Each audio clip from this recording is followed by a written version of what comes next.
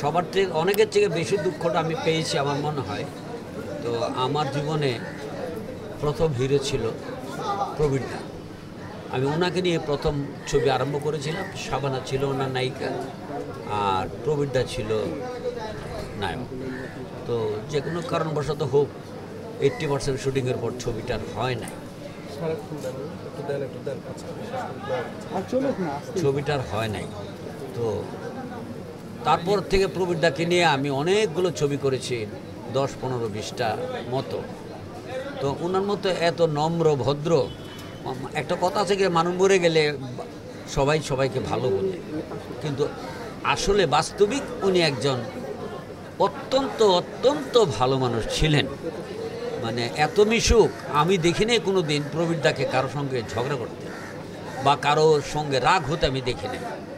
তো আমার শুটিংয়ে একটা কথা বলতো মাঝে মাঝে, উনি সিগারেট খেতেন, আমিও খেতাম। তো ওনার হাতের প্যাকেট শেষ হয়ে গেলে আমাকে বলতো, জন্টু সাহেব একটা বিড়ি দেন, একটা বিড়ি দেন। তখন মানে পকেট থেকে বের করে একটা সিগারেট দিতাম। তো প্রবীরদা নেই, আল্লাহ ওনাকে বেশ নসিব করুক, উনি ওপারে ভালো থাকুক, এটা আমার দোয়া। উনার মুসলিম হওয়ার ব্যাপারে আপনি যতটুকু আমি জানি এতটুকু, উনি বিয়ের পর মানে বিয়ের আগে মুসলমান হয়েছিলেন। সাম মাহবুব কি নাম ছিল, হ্যাঁ হাসান মাহবুব ছিল নাম।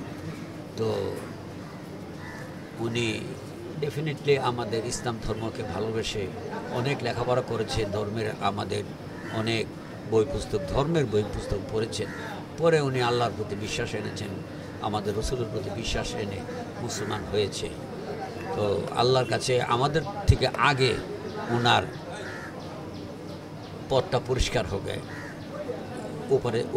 ওপারে যাবার জন্য।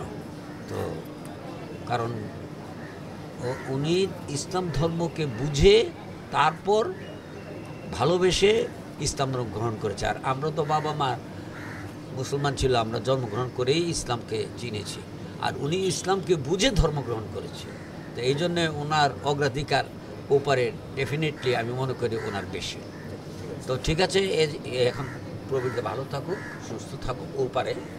আর একটা কোশ্চেন, এমন কোনো ঘটনা বা স্মৃতি আপনাকে কি কখনো মনে করাবে? না, এখন এই কথা বলতে বলতে মনে হবে না, ওই যে বিড়ি একটা দেন এটাই বললাম। তো এতটুকুই থাক। ওকে।